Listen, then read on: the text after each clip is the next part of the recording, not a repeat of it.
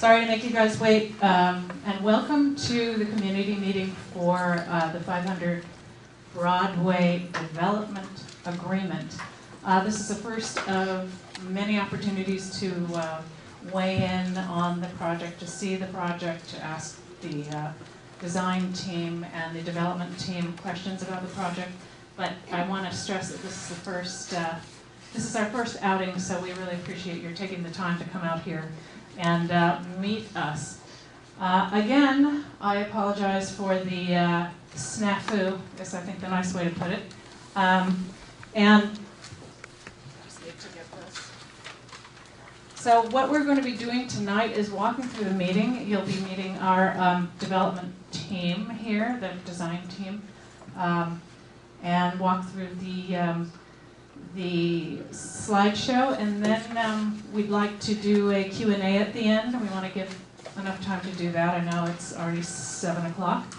And what if you haven't filled out a speaker's card, please do so. We have them available at the sign-in table, and those will be gotten to me. If you could just keep your questions or comments until we go into the Q&A period, it would be helpful because it will enable us to present this in an uninterrupted fashion. So just to orient you, this is our site, 500 Broadway. It is 5th and Broadway in Santa Monica. It's downtown Santa Monica.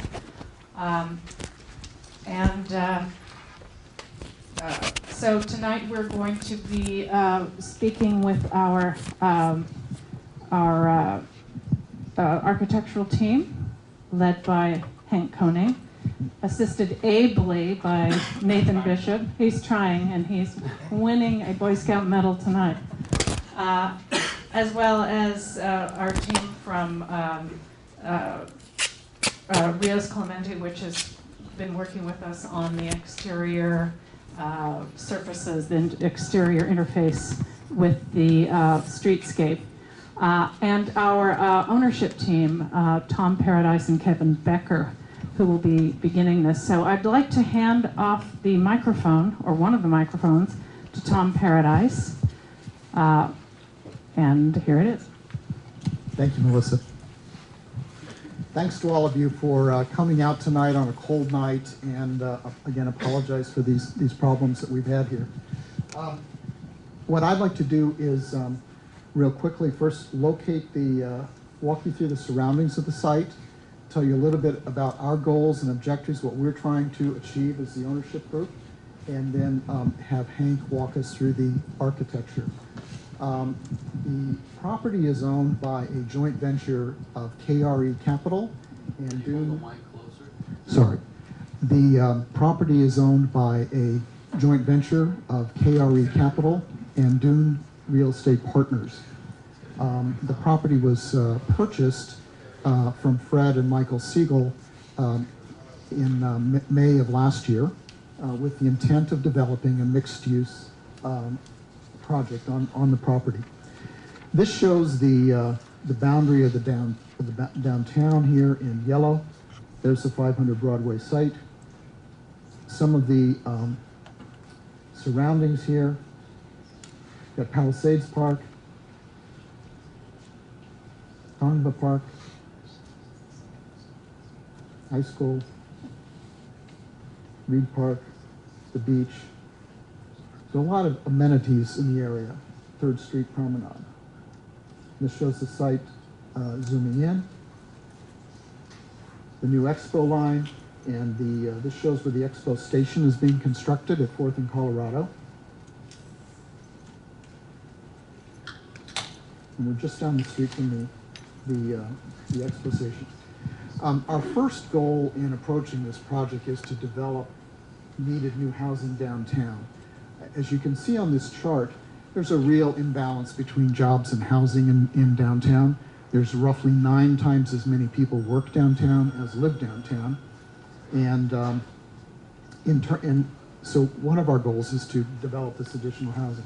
We're looking to bring to market larger homes than have typically been built in downtown in the last 10 years, and also more 2- and 3-bedroom homes. We think there's a real unmet need for that kind of housing. And in terms of affordable housing, we will be exceeding the city's requirements.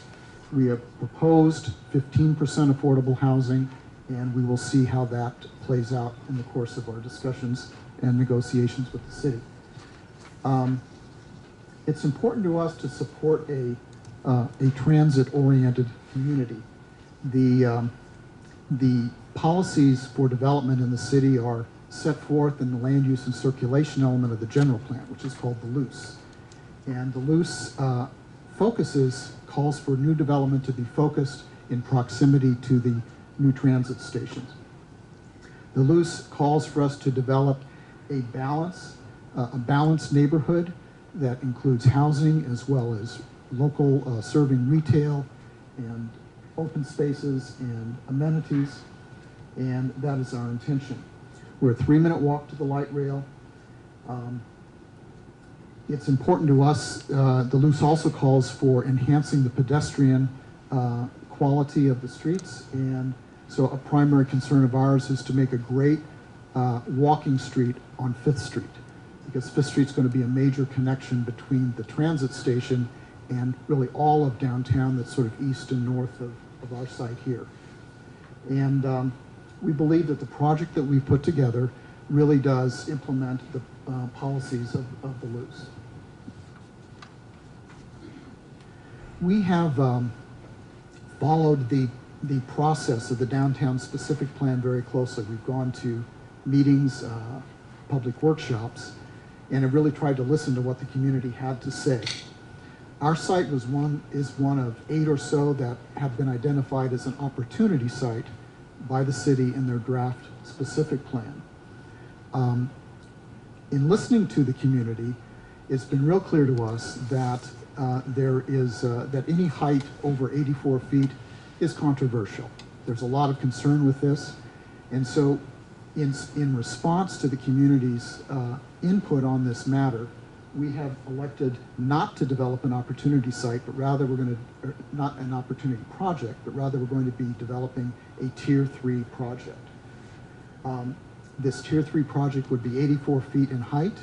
It has a floor area ratio, or FAR, of 4.5. And that is consistent with the 1984 LUCE standards that are now the operative control for new development in the area. And it's also consistent with the new transit adjacent zone that the city is studying in the downtown specific plan.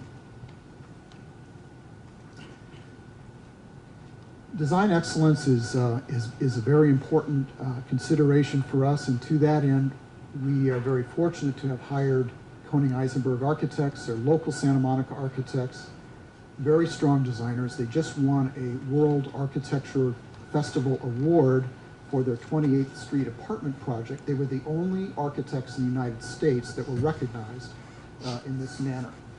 And so Hank has been leading our design team. We're also have enjoyed the services of Mark Rios of Rios Clemente Hale and his team focusing on the landscape architecture. So these are some of the principal goals that we have been pursuing as owners of the property. And at this point, I'd like to turn it over to Hank.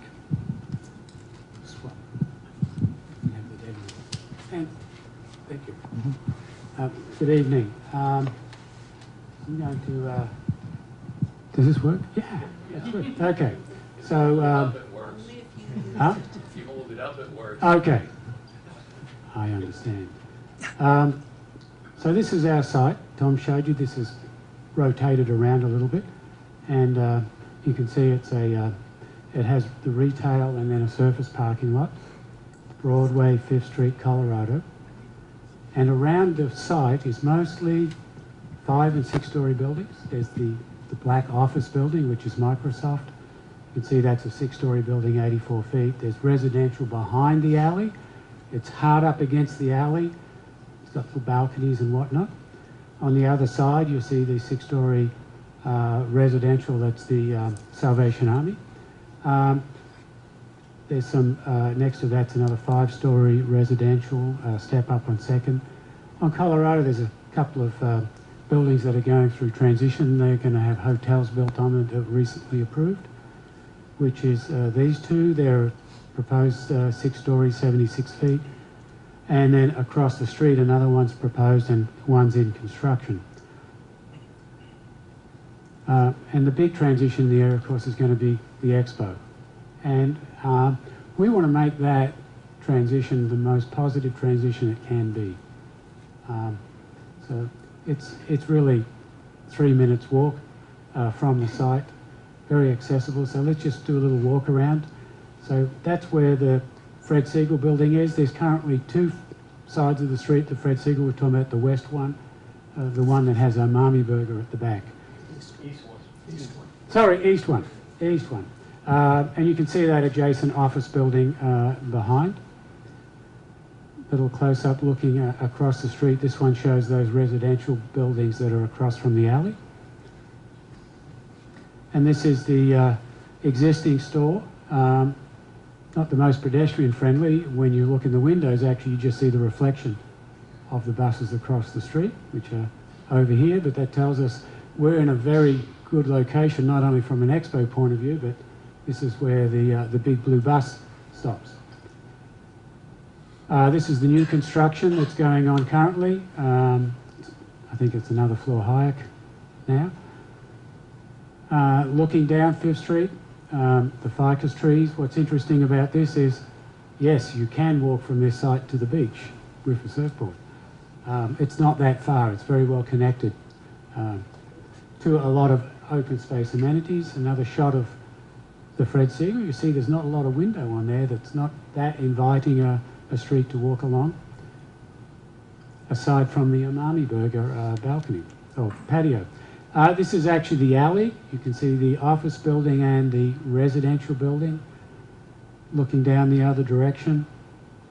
And what's interesting, this is a one-way alley, and it's got about 5 driveways coming out of it from the residential. The office building has a driveway coming out, but they can also exit onto 6th Street.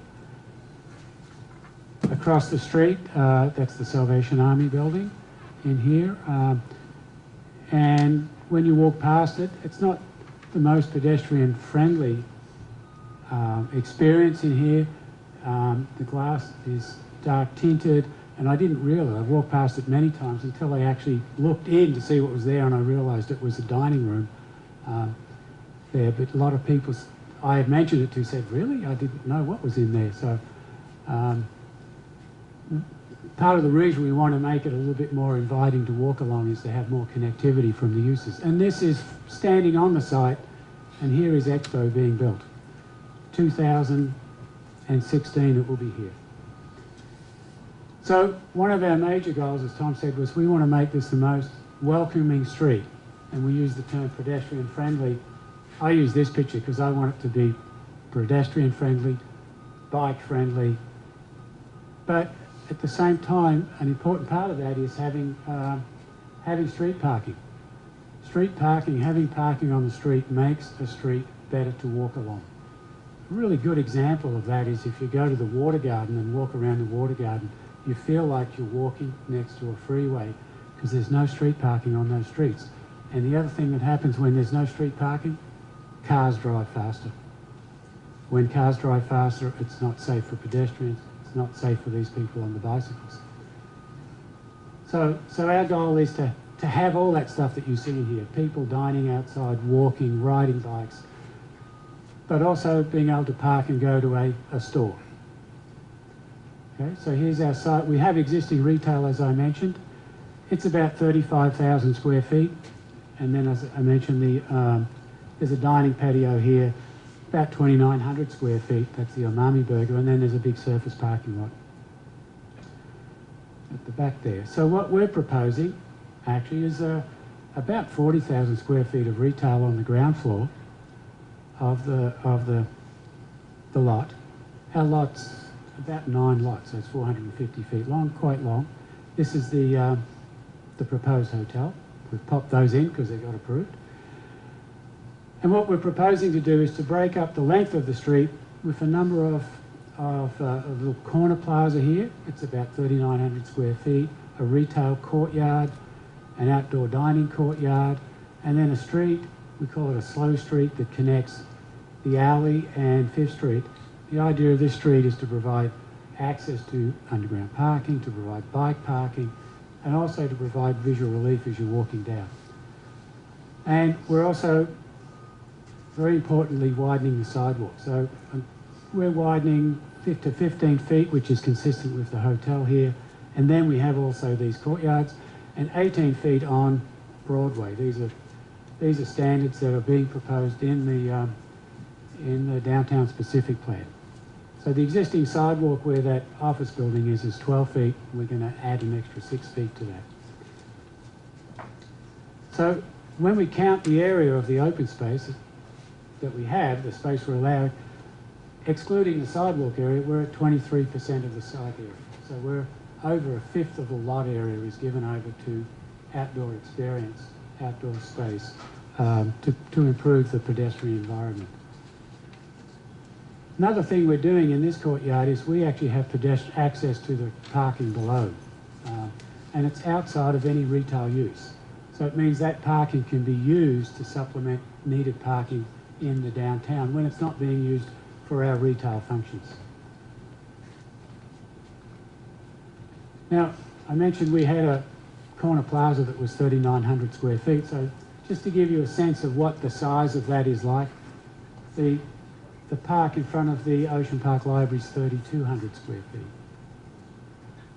Edgemar Courtyard's 2,900 square feet. Now, it doesn't normally look like this. This is when they're doing their shopping cart Christmas tree event.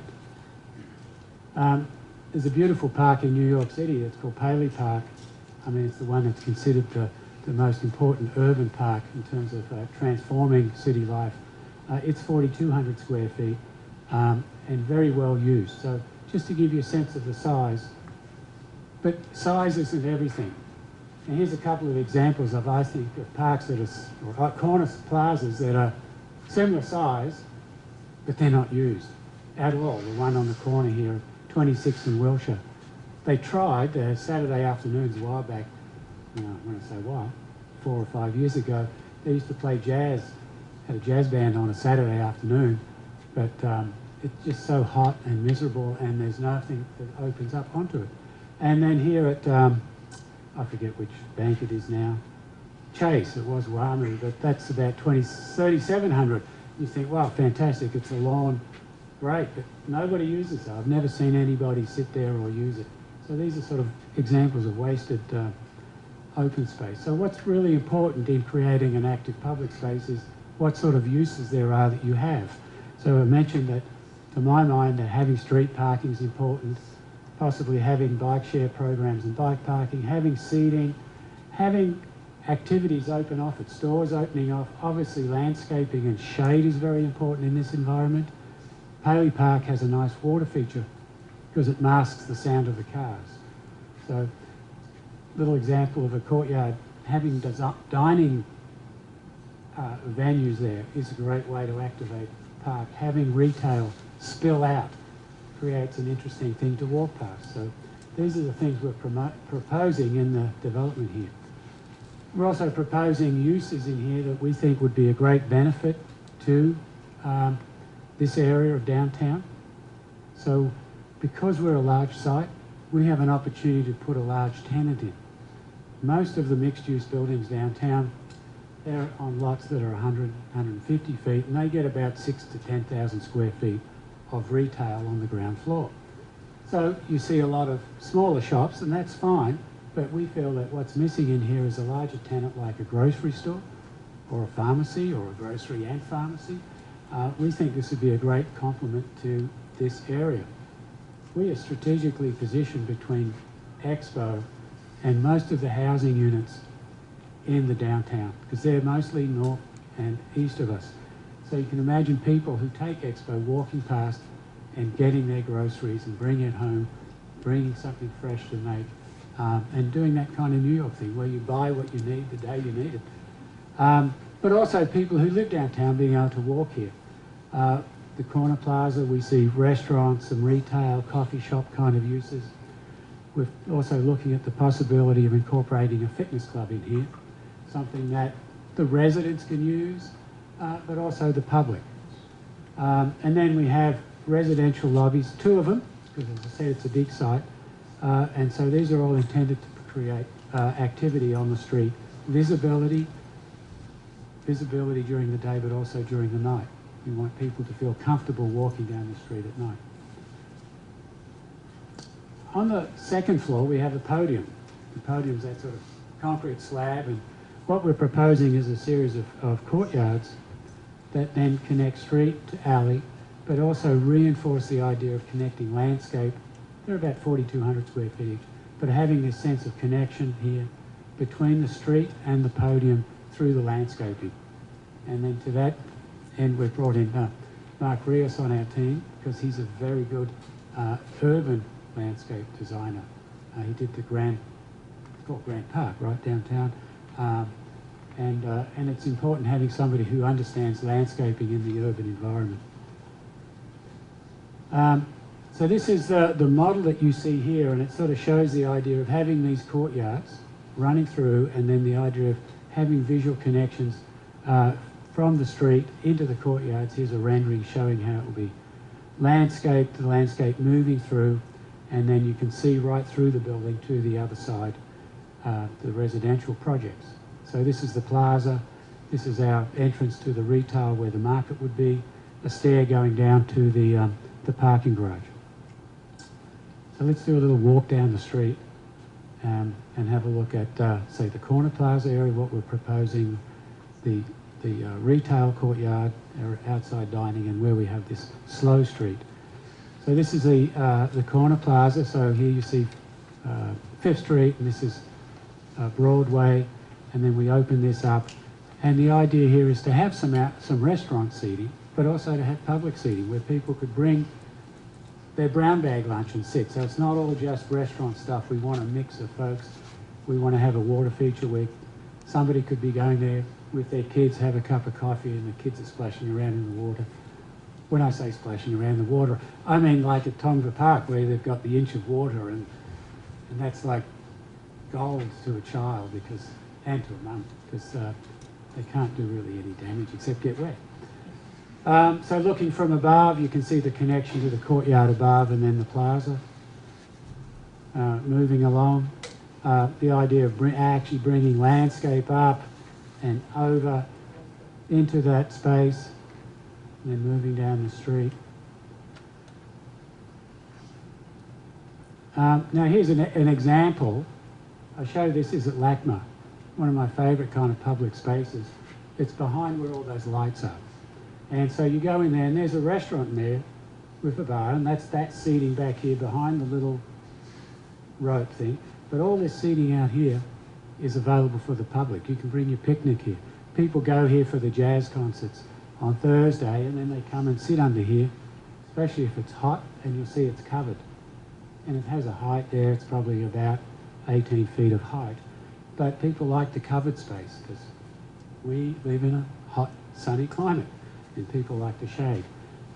Another example of a covered public space is at the Getty, where they've got this cafe, and you can see a lot of people have moved over into the shady part of that. We just finished a building in Austin. It's a children's museum that has this covered area. That's the entrance, and we were at the opening, and they had a bunch of food trucks, and then at about 8 o'clock it started raining, and it was fantastic because everybody just moved into this space and was enjoying their wonderful food truck meal and sitting there, and it was great because you could use the space in the rain. That space is actually 15'6". So what we're proposing in our project is in that public plaza, building cantilevers over, but what that does is that we looked at the sun angles, and in the winter time the sun is a very low angle, so the sun comes into that space, but in the summertime the sun's very high, so it provides the shade. It also has the other aspect that when it's raining you can still sit there and enjoy your cup of coffee. So that's what's proposed in some of these areas where we have some covered space for the public space. Moving down, this is where we would enter the market. Again, the landscaping running up and over. And then this is the slow street. You see we've got lots of bike parking. And this allows access from both the alley and from the street both in and out for residents and the commercial. And again, this is the last, the dining court, that's the fitness club. You know, fitness clubs usually have a snack and juice bar. We want that to spill out to the street because those people look really good usually. And then here's that idea of the slow street. We have some landscaping next to the hotels that are proposed. So one of the things we want to do is make the retail visible and inviting, because that's what makes streets interesting and to walk down. This building, which is catty corner from us, I show this photo to people and say, well, do you know what's on the ground floor? And they go, I have no clue. Well, it's actually retail, but it's very low retail, and it doesn't read as retail. It's not particularly inviting. You don't really want to walk across the street and see what's there.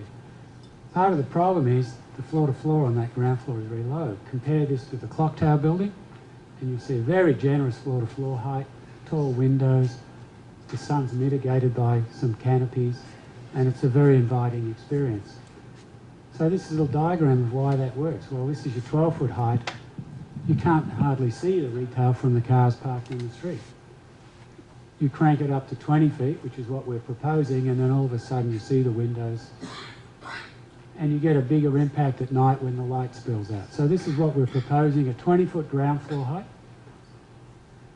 And then when we approached the buildings above, we looked at what typically gets built, has been built over the years, and this is kind of the model that we see a lot of. And it basically creates a wall of building along the street. Now, there are some folks who think that's a good thing, and we thought, well, let's start off and look at that in our design, and we started with this approach. And this was actually a 76-foot high building, and we did this. It has courtyards in the middle. They're quite small courtyards, and we did this building, and it has the step backs and all that sort of stuff. And we said, well, hang on, this is pretty lousy for the people across the alley. Their breezes are blocked, the sun is blocked, their views are blocked. We said, that's not so good. Well, hang on, what about our guys who are living off this light well? Doesn't the same thing apply? We said, well, that's not good for us either. So in looking at that view of that street, we said, well, there's a gap in there of about 20 feet, and that's kind of a nice little gap as you're walking down. All of a sudden, you get the breeze, you get the light, and you know, you can imagine that unit there must get pretty nice views in and out. So we said, well, what if we break our building up this way? And we said, well, we can do that. We'll have to go to 84 feet, but the trade-off we thought was much better, because we get all those benefits that we just mentioned, the breezes, the sun, the views.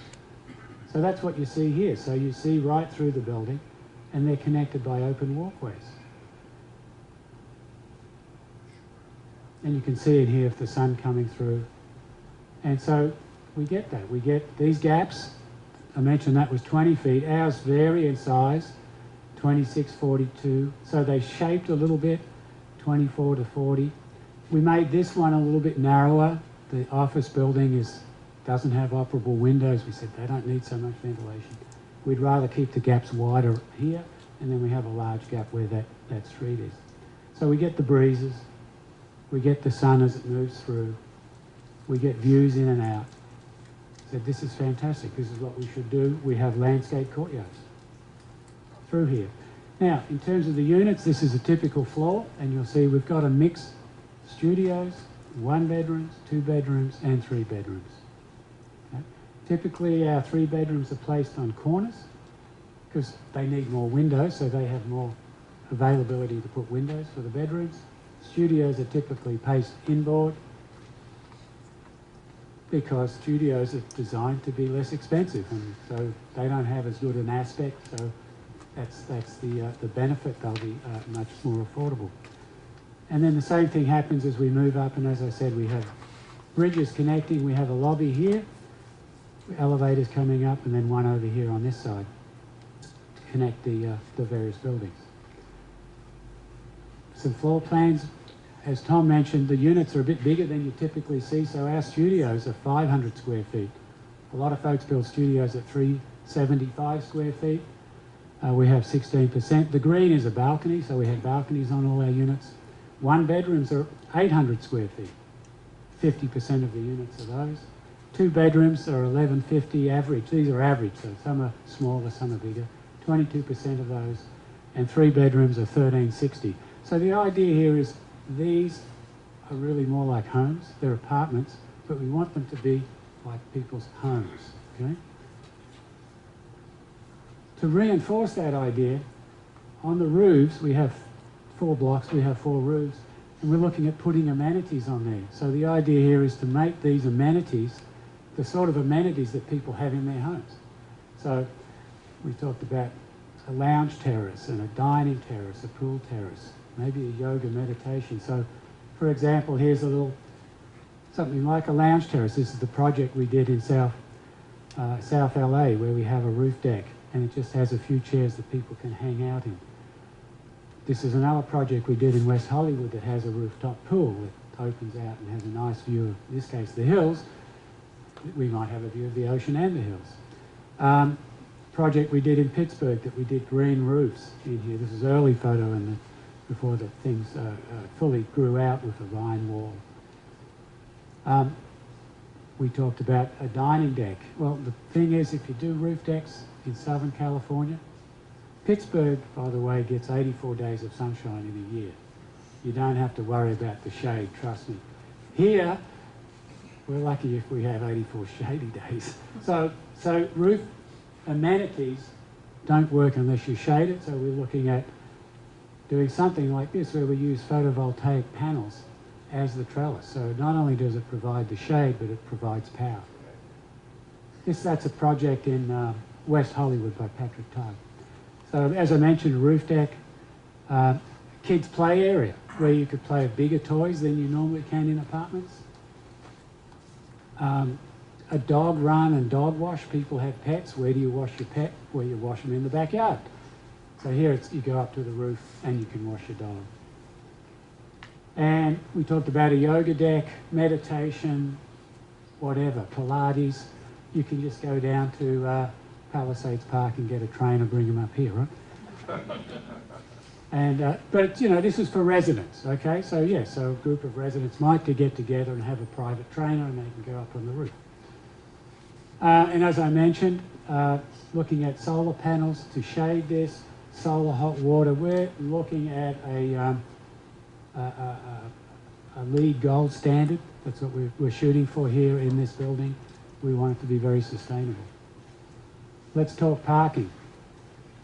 We have 4 levels proposed currently of parking. 2 of them are for commercial uses. That's 100 cars on each floor. That's 200 commercial parking spaces. Separate elevator and staircase. Again, it's outside of any retail store, so it can be used after hours. It's not like, I don't know if any of you ever go to Whole Foods on Wilshire and 23rd, and if you leave your car there after 10:15 p.m, come back in the morning. And no, we won't wash it. And then we're looking at the health club I mentioned. That's going to come down underneath and take advantage of basement space. In there using skylights and glass pavers to bring light in. Community room, that's a public community room. We thought that might be a nice amenity down there. And the grey stuff is all sort of building services stuff, you know, either stairs or shafts or whatever. Residential parking, 2 levels are currently indicated, 189 stalls on each level. And then we have bike storage. We actually have more bike storage than cars, which in my opinion is the way it should be. Let's talk about loading and access. So this is the sort of stores that we're looking at. Not a done deal. Obviously, we've got a long way to go. We have a commercial loading area here, and then also residential loading and an elevator, so a truck can pull up and load in furniture. One of the reasons that we've brought this street in here is this alley is one way. Expo is coming down Colorado Boulevard, and it will be a right turn only. And if you're in a large truck, you will not be able to make that turn.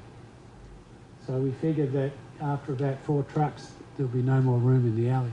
So what we've done is we've got this 50-foot slow street, we're calling it, that allows the trucks to turn and exit, enter. Generally, they would enter from the alley and back up and then they can exit.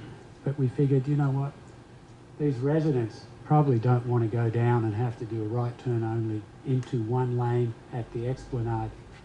They may want to duck through here and leave, because once they get down to Colorado, they could turn left and get to the freeway. So we've done some preliminary traffic studies, and it's demonstrated that this approach works better than taking everything in and out of the alley.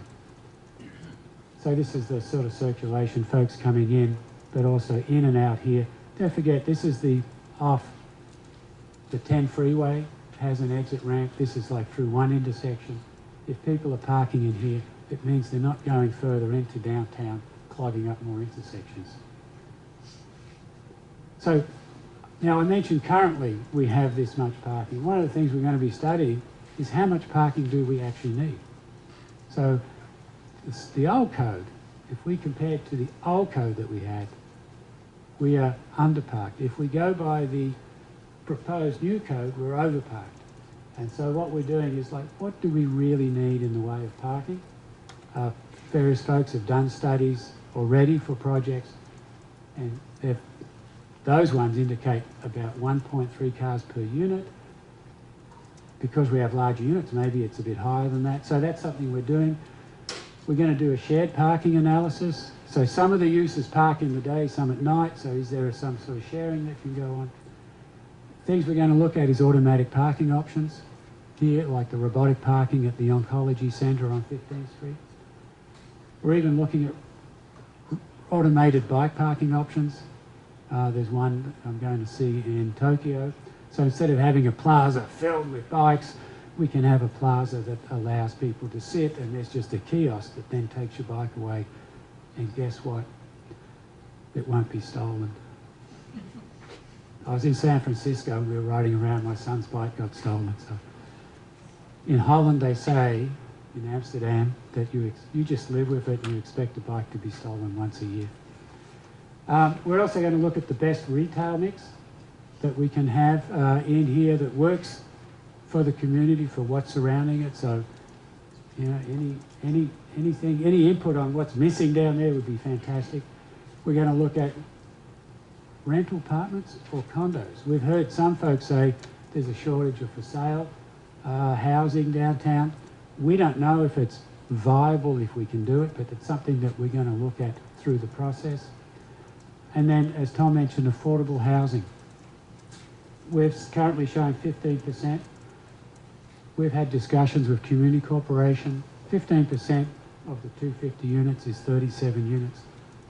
And they've said, well, hang on, if we do 37 units, we could do a project like they've just done at Broadway and 26th Street, where they actually provide not just housing, but services.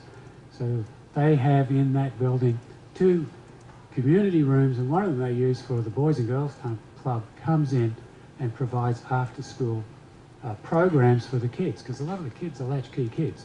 So they'll come in and they'll bring in computers and do computer training, not just for the kids, but also for the adults that live in those buildings.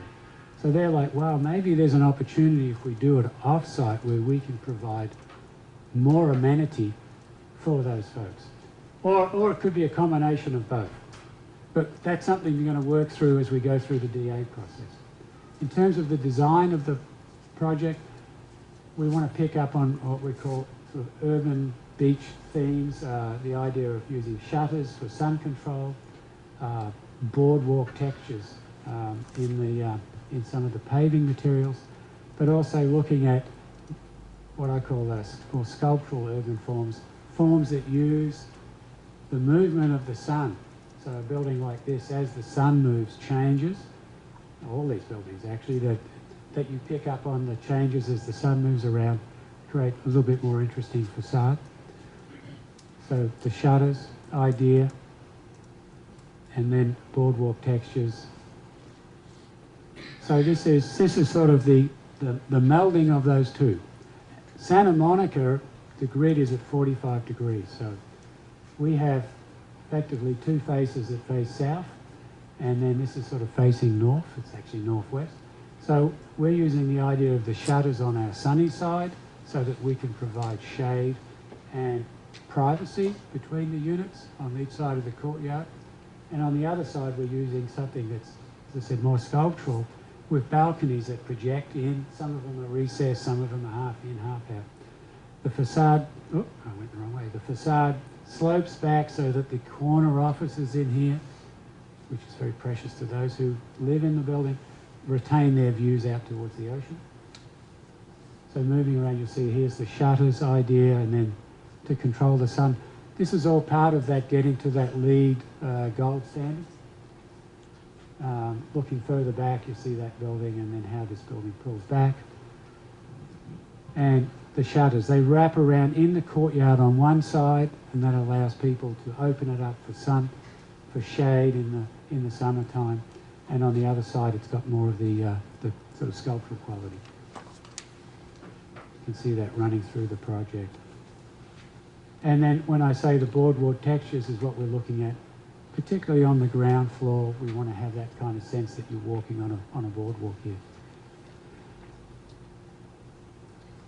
And so you can see through here, that building back there through there is one of those housing projects behind us. So instead of them looking at another blank wall with units facing them, they get the views through the courtyard, they get the breezes. In terms of the numbers, as Tom mentioned, we're 84 feet. Now that upper portion above the podium is covering 64% of the site area. FAR is 4.5. We have 40,000 square feet roughly of ground floor commercial space, 200 commercial parking, 378. Now that's what we currently are showing, but we don't want to build more than we have to, quite frankly. I actually think that we're in a very dynamic situation with parking. That Expo, once people are used to Expo, we see more people biking. The young kids today don't really want to own a car. They can get a zip car. They can use Uber or Lyft. Or I was reading an article about the Google driverless car, and they're like, hey, in 20 years, you don't need to own a car. You don't need to call Uber with a driver. You just get the driverless car to pick you up. So I think our parking demand will diminish, but we've got to work to the standards that are need be for when we open the building in 2 years or 3 years. Open space, as I mentioned, the ground floor, it's 21% of the site area, podium courts, roof decks. We know open space is important. We don't want to build 250 units and create a big demand on open space that we already have. And so that's kind of the project. Okay. Do you want me to go through next steps? Please. Next steps. We are here. Well, it should be on that dot. So each of these little asterisks in the red square are public meetings that we're going to have. ARB float up. Actually, that may be moving forward. Planning Commission float up. City Council float up. We're doing an EIR, Environmental Impact Report. There's a 45-day comment period where people can write in comments and then they respond to that. Planning Commission hearing, City Council hearing, then it goes to Architectural Review Board again. Now, this is sort of the minimum number of meetings that we will be having, public hearings. Sometimes the project may require more meetings. We think it's in our best interest and a service to the city to do it so that we don't have to burden them with additional meetings, but who knows. So that's where we're at. So there's a lot of opportunity for input. We do want your input. It's important to us. So with that, I'm going to open the floor, not literally, but to questions, comments, and you have to use the speaker. You have to use the microphone. I mean the mic. Yeah. Yes, thank you. Oh, and I mentioned Mark, but Mark's here. He can answer any questions you have. So as you walked into the sign-in area, we had these speaker cards. If you wish to make a comment or ask a question about the presentation, the project, and so on, we really need to have your speaker request filled out on the card because the city requires it, and it does allow us to do this in a more orderly fashion. Right now, I think I have 5 speaker cards, and I'm going to call them in the order that I received them. I will put this mic in that microphone holder, and if you could just limit your remarks to 5 minutes or so. We it's a lot, but we've only got 5 speaker cards.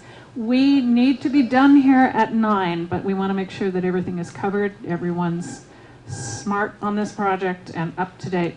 So let me put this in the mic holder, and then you can direct your questions to any member of the team. I have additional speaker cards if you wish to fill one out if something occurs to you.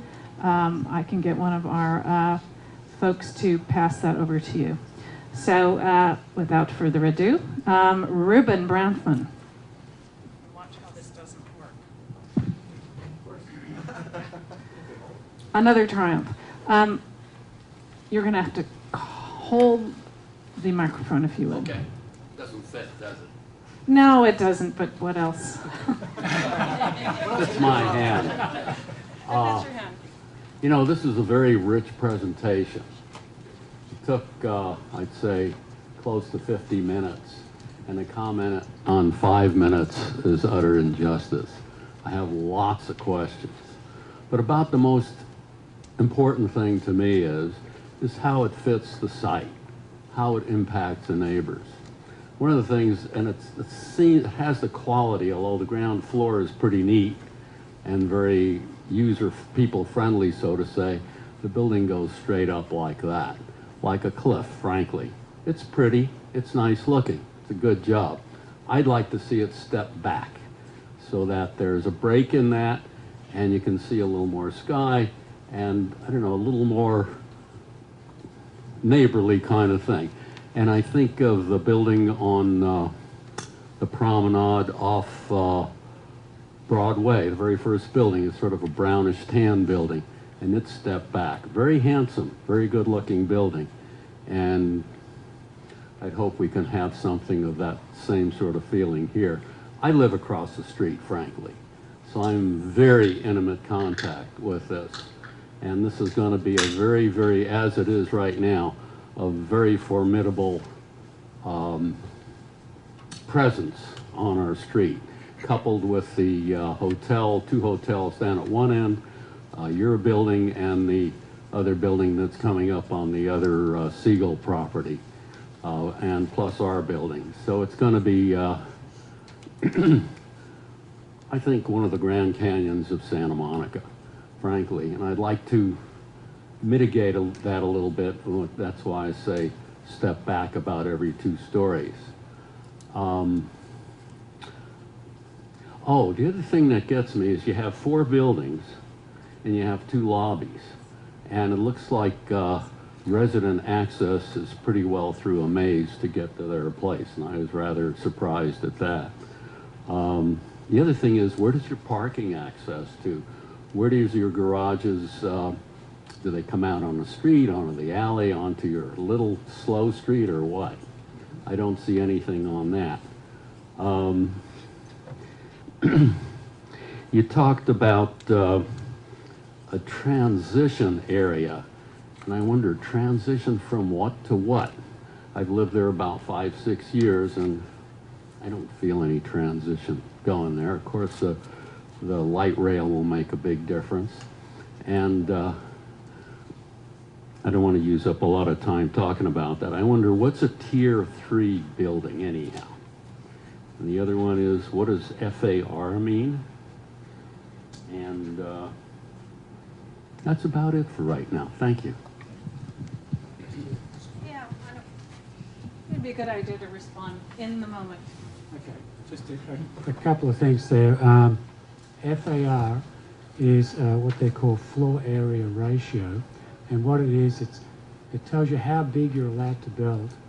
How big what? How big you're allowed to build a building. So an FAR of 4.5 means you take the lot area and you multiply it by 4.5, and that tells you how big a building, how much square feet of building you're permitted to build. Thank you. Tier 3, the city in its land use circulation element that it just passed 3 years ago? Yeah, 3 years ago, developed a system of tiers for development. So if Tier 1 is a building that's no more than 32 feet high. Basically, it's pretty much what we call a by right building. You can just go there and submit for a building permit. You have to go to Architectural Review Board, but there's no planning approval. It has no what they call community benefits associated with that. And so you might do 32 feet and your FAR that you're permitted might be 1 or something like that, 1.5. Tier 2 allows a building to be bigger, both taller and more floor area, but you have to provide community benefits. So the community benefits would be like widening of the sidewalks, providing open space, doing a whole bunch of things to do with affordable housing, etc. And that requires approval by Planning Commission, what they call a development review. Tier 3 projects are the projects that are taller and allow more FAR. So this is Tier 3, 84 feet. Now, it's only allowed to be 84 feet in a certain area of downtown that's close to Expo. So it's really this block and I think the one a little bit further to the east of us. 84 feet, 4.5. You have to do additional community benefits. And some of those benefits would be fee contributions for traffic, mitigations, for historic preservations, etc., etc. So that's and that is a development agreement process that gets approved by the City Council. So that's why there's so many opportunities for people to give comment and have, many public hearings we have with Planning Commission, City Council. Also, project over 100 units of housing requires an environmental impact report. So the bigger you go, the more the review process and the more testing that you need to do. He also asked about access to the parking garage, and I think Nathan could call up maybe a slide here to show that. The plan is to take access to the parking underground. We would take access to the underground parking from the slow street that we would build, connecting the alley to 5th Street. So the parking entries are here. They come in here. So you have an option. You can go down the alley if you wish, or you can come out and go around 5th Street. So you can enter coming down the alley, but Broadway is a fairly busy street. It does have the buses running there. It is also one of the major, no, actually, it is the major east-west bike route in the city. So having all those cars trying to turn in the alley is a major conflict for pedestrians and bikes. So by distributing it here, it works much better. So that's where it's intended to go. Well, and another advantage as well is that Hank mentioned there are 5 residential parking garage access points on that alley. And we think it's advantageous to be able to split our traffic between 5th Street and the alley rather than take all of the traffic up the alley. We think that would be beneficial for the people who live on the other side of the alley as well.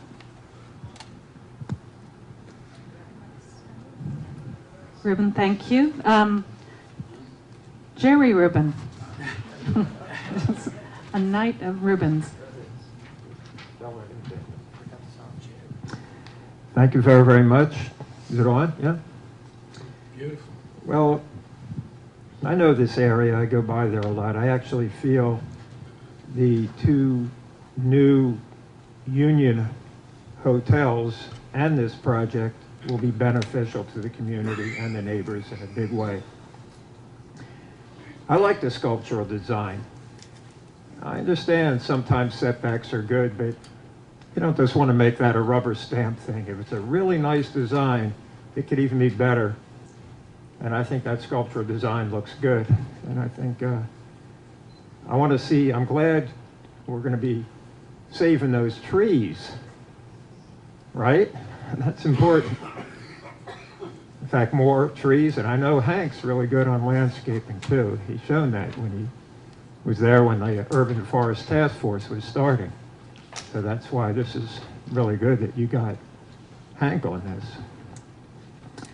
I like the idea of the larger units because some projects are just doing the tiny units, and I think a balanced approach is good. Sometimes you need the tiny units, but the larger units, that helps with the balanced approach. The wide sidewalks are going to be important, and I think that's going to help to alleviate some of the people's fears of how the building is going to look. You know, on the promenade, the Jan's building, you're just talking just a little thing away. So I think with the wider sidewalks there, you won't have that fear if it's not necessarily a setback type building. I like the 4 separate buildings connected by the walkways. That's a great concept. I'd like to see more of that. I'm glad it's going to be gold lead. That's reassuring. The photovoltaic trellis for the roof deck is just great to hear that. My wife and I both thought, you mentioned that was like right on. Community room, I want to reserve a meeting room right now. First meeting. I'm putting my chit in. Bike storage, when you said more bike spaces and cars, I think that's a good thing. I'm sure it goes without saying disability access and all that will be #1. Affordable housing is important to everybody in Santa Monica. A strong transportation management plan is important to everybody in Santa Monica, and a good amount of community benefits is important to everyone in Santa Monica. For child care, for historic preservation, for art. I'd like to see a water element. I think that is always really, really good. And I'm sure the designers are thinking about how great this is going to look at night when it's lit up too. So that special element there, so it's really gorgeous. You know what I mean? Okay, that's it. I don't have too many questions, but so go to the next speaker. Thank you. Thank you. Thanks. Did any of you gentlemen want to comment on Jerry's questions? One of the things he brought up was landscaping, and I don't know that we talked about that a lot, but it's one of the more exciting and attractive aspects of the project interface with the street. So maybe we could just talk a little bit about how that's going to be planted, just conceptually. One of the really interesting things I think about this design is that we're not just looking at one singular space, we're looking at a whole series of spaces. We're trying to find ways of really activating 5th Street. And just like if you build a house, you don't build a house with just one room in it. You build a house with a living room and a TV room and a bedroom and a bathroom. Landscape has to be programmed the same way you program your house. You have to have a specific function, an idea about how it's going to be used, what the activity is. And so we're trying to make these series of these spaces each have their own idea and their own activity. And that will really bring them to life. I think the failure of all those spaces we saw that Hank showed is that there's no real intention about what happens in them. There's just a big open space. Big open spaces don't work. What really works are carefully designed series of spaces that each reinforce different kinds of activities. And so the way the building is being designed with a market that spills out, and the health club that spills out, and retail and cafe, the entry into the parking lot, the way it works with biking, with bike storage and things, all of that reinforces the idea of these different kinds of landscape spaces, all that have a really specific role in the city. And when they all tie together, they're going to make the link from the metro line to the other, to Broadway and other streets really powerful, because they're going to be really active spaces. So I think we haven't really just thought too much about what kinds of plants we're going to be using yet, and we have time to do that, but we're really focused on what happens in each one of those spaces, how they all add up to make a really great street.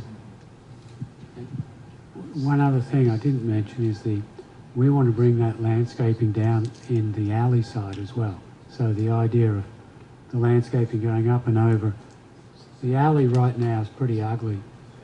But you know, a lot of folks are going to be driving down there to get to their home. And so we want to make it attractive. The net result is it will make it more attractive for the folks across the way as well. The next speaker is Juan Matute. apologize for breaking the streak of Rubens. I have a friend, Carter Rubin. He's not here, but I'm sure he'll say some of the same things. So I just wanted to start by saying I think we're very fortunate to have such a thoughtful design team and a thoughtful project being proposed for Santa Monica. It's very appropriate, I think, to the neighborhood and to the site.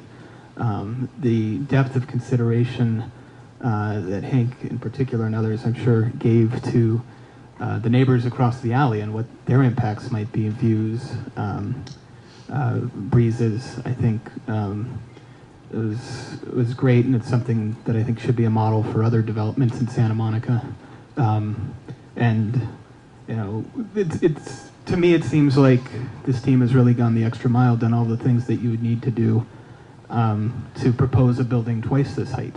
But it's within the design envelope of the 84 loose. So it's not like you're asking for much from the community. So I just really appreciate going the extra mile when it might be argued that as a tier 3 project you wouldn't have to do those things. I've seen tier 3 projects be approved that haven't been that thoughtful. One of the questions I had, so I think this is a great design. I do really like the focus on 2 and 3 bedroom units. I think about a third of the units by count are 2 and 3 bedroom. It's probably not a question you can answer now without the aid of a CAD package, but I'd be interested in the floor area of the unit. So having a third of the number of units as 2 and 3 bedrooms, I think understates the amount of 2 and 3 bedroom units that are in the project. I could see myself and my wife living here. I know she'd be very excited about the yoga deck and all of the other parts. Just to see a project that fits so well to the future of Santa Monica and the urban lifestyles that people will increasingly be living, the thoughtful open space accessible to residents, having both the dog walk and dog wash, having diverse open space like people would, thinking of it as an extension of like a yard, an extension of their home, I think was incredible, and I'd like to see more projects in Santa Monica do this. So I guess my only comment is thank you. Thank you. And thank you. The next speaker card is David William Martin.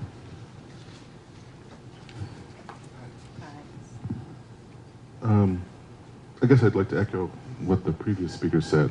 This seems like an extremely thoughtful project, especially compared to a lot of the recent DAs we've seen go up, the smaller mixed-use DAs of the same sort of scale in a certain sense.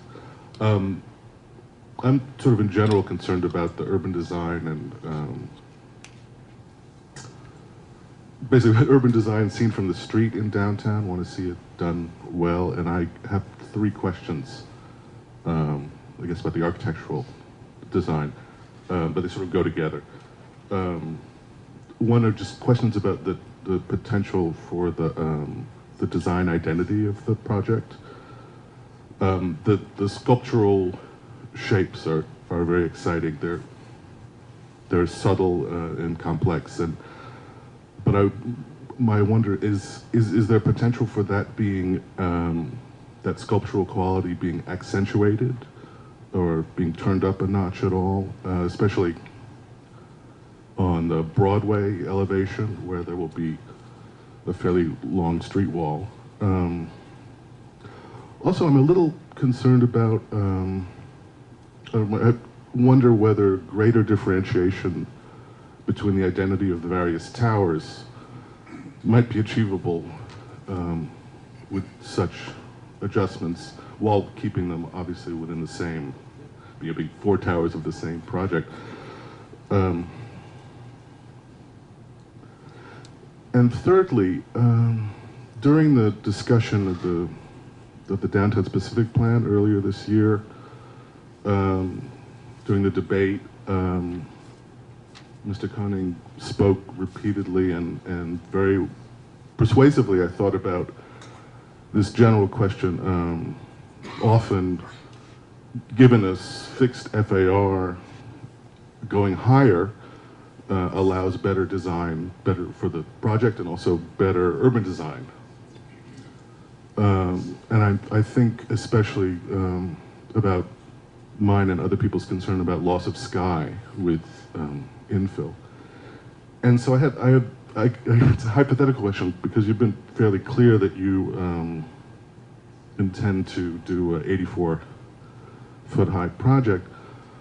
But if you weren't going to do that, weren't committed to doing that, could you achieve better design here with one or two more floors on all or some of the towers? Would that give you,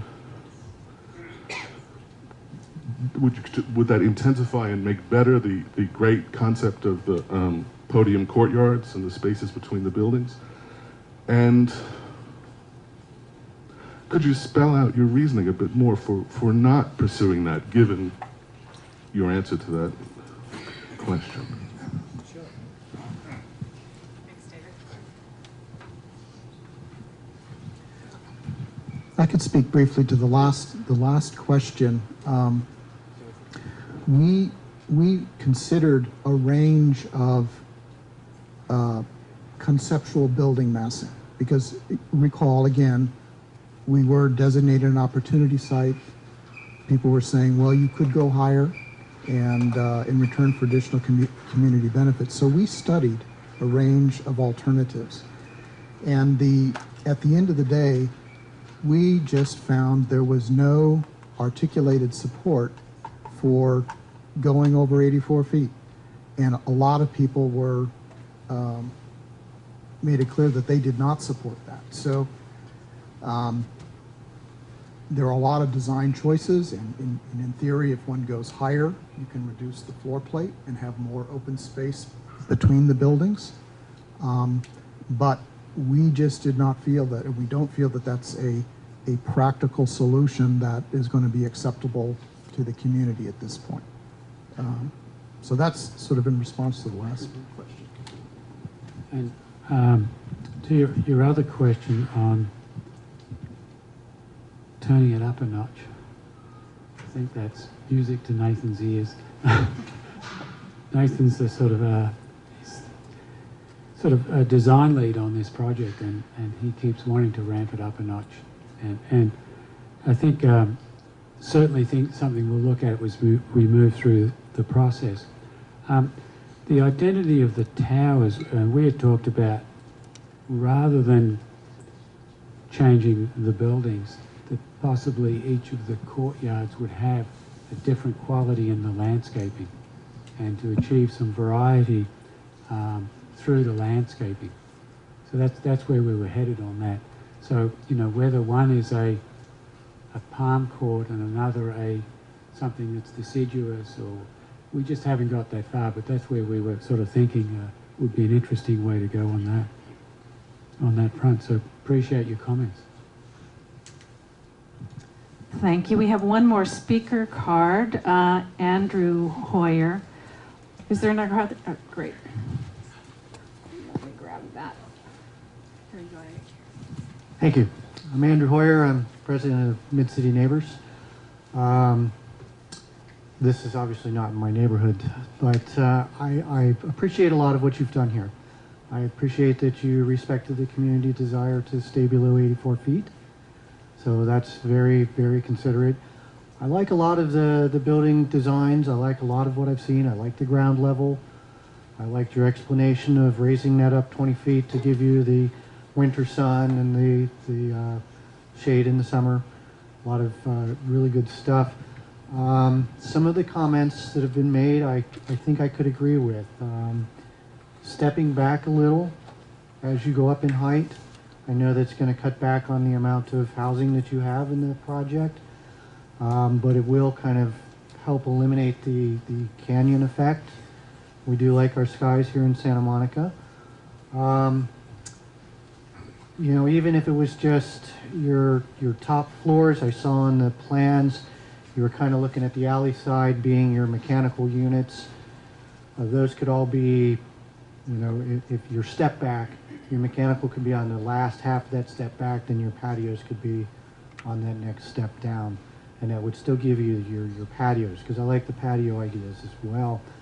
And even on the Broadway side, it is kind of a sheer wall there, maybe stepping that back a little. I like the fact that you're broadening the sidewalks. That's going to really help. And I am very familiar with the site. I did yoga at Fred Siegel for about a year, so I went past that block problem we have in the city with a lot of the current developments. Personally, I would probably like to see a few more. The ratio improved a little bit. But I did notice just now looking that the plan across the street has a different ratio of 2 and 3 bedrooms. They're going to have closer to 50-50, I think, and maybe even a preponderance of 2 and 3 bedrooms. So that would kind of help balance out your project a little bit in that. A few questions that I do have. You mentioned exceeding the affordable housing for the city. I think you said 15%. The definition of affordable housing in the city is really, in my opinion, screwed. It's wrong. 120% of median wage is considered affordable housing. So with that in mind, I know that there are levels of very low, and moderate income. And I'm curious what the percentage is that the 15 you're giving, that's great, you're exceeding. But what are those? Are the majority of them that 120 level, which immediately prices me out? Or are you going to be focusing more on I'm not so concerned about the very low being a significant portion, but the low income, probably, I would like to see that be a hefty chunk. You'll obviously need some place for your retail workers to live. I think the city ignored the fact that we have a lot of retail workers here when they did their housing element. My other question, I believe Fred Siegel sold the other side of the street as well, but I don't see anything anywhere discussing any plans for that section. And on your little model over there, it's very obvious that that's one story right now. If that stays one story, then that helps avoid the canyon effect. But if that's being planned to rise up 5 and 6 stories as well, then that's where we get the serious canyon effect. So overall, I really like the plan. I like a lot of the architectural elements. I really like that you broke it up and gave the pathways through for light. You're considering the tenants behind will still get some of their view in their sky. And it does kind of break it up and give some light. Third question, those second floor patios the decks, are those open to the public, or is that for residents only? So I think that encapsulates everything I have to say about this. Thanks. Oh, another speaker card, thank you.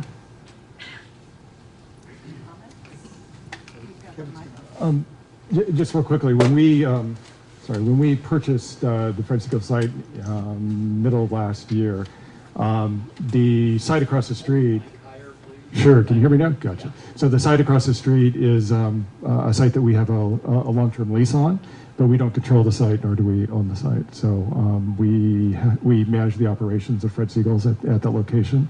But the long-term plan for that site is up to the property owner. So we only have a lease for the retail operations there right now. Is it still in the same? Is it still in Fred Siegel's?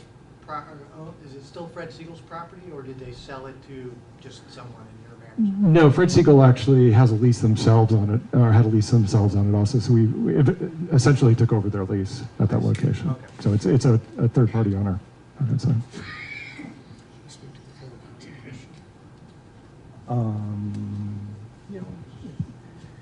You asked about affordable housing. We have not made a specific proposal as to how much should be low income, very low income, or moderate income. That really is to be determined in the course of our discussions with the city and the community. Okay. And regarding the podium courtyards, those are designed for the residents, so that they'll come up to that second. You enter the building and you go through the security, and then you have access to all of those spaces. It's intended to be like your backyard. Right. Okay. Thank you. Okay, our next speaker is Valerie Griffin.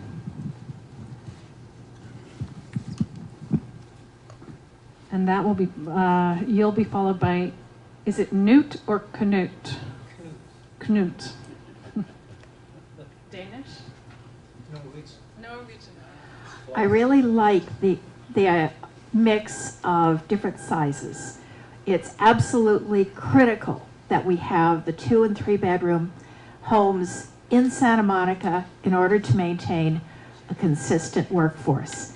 If all we've got is housing for the 20-something entry-level people, it's going to be awfully hard to get the middle management and longer-term employees to really bring a business to its own fruition. I've got a friend who is looking at leaving Santa Monica after having lived here for decades because, well, a family I know, they now have a 3.5-year-old and are in a 450 square foot unit, and it's tough. So I absolutely applaud that mix. And don't do anything to reduce the number and size of the units. If you could figure out a way in that same space to go into a 4th dimension and double that number, that would be great.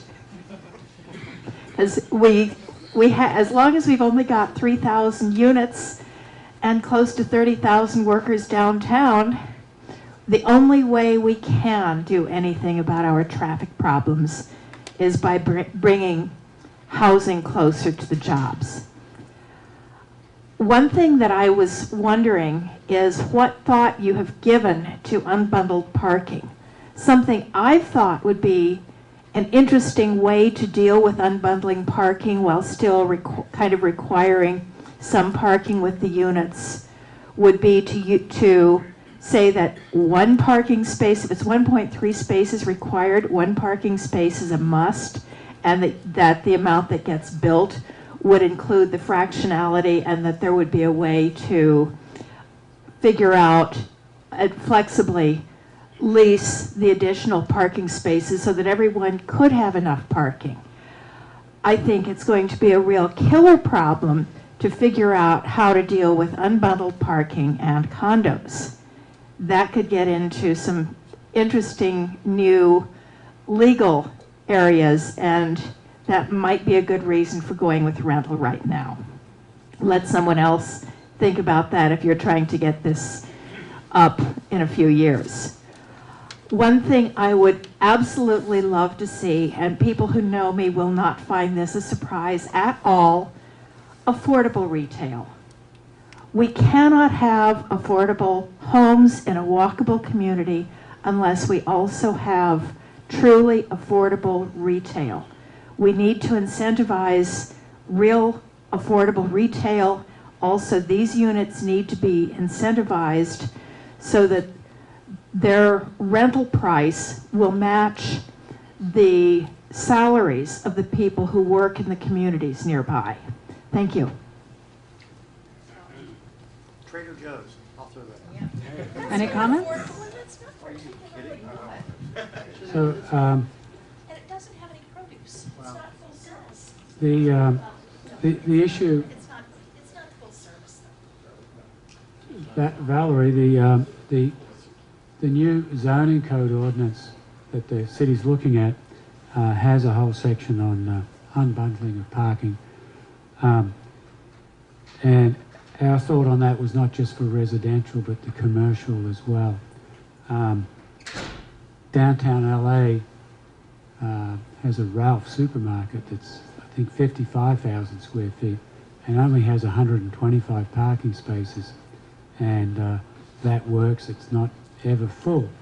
So we see that after a while, a number of years, we'll see that the parking's not utilised by the Whole Foods or Trader Joe's or whatever stores are in there.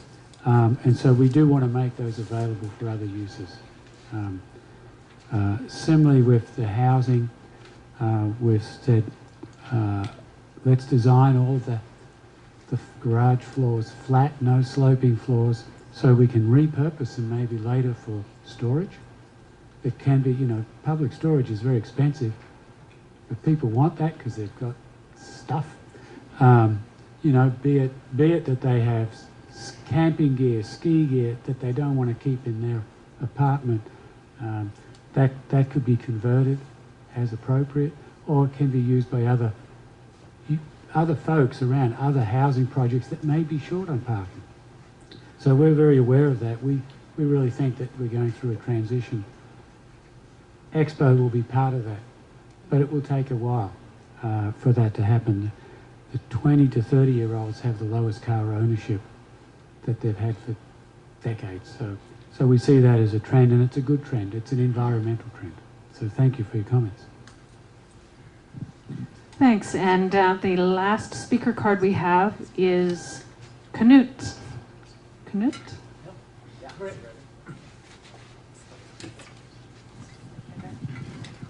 You can also speak if you want to sit down. That's good too.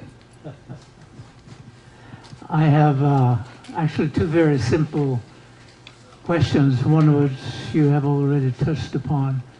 And the reason I ask this, I have live in upstate New York, have a place where I can park at least 20 cars on my lot, and I got about 5 bedrooms.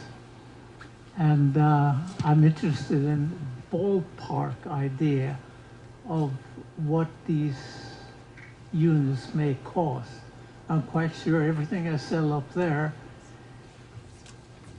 will be worth probably only 1/5 of what I have to pay here.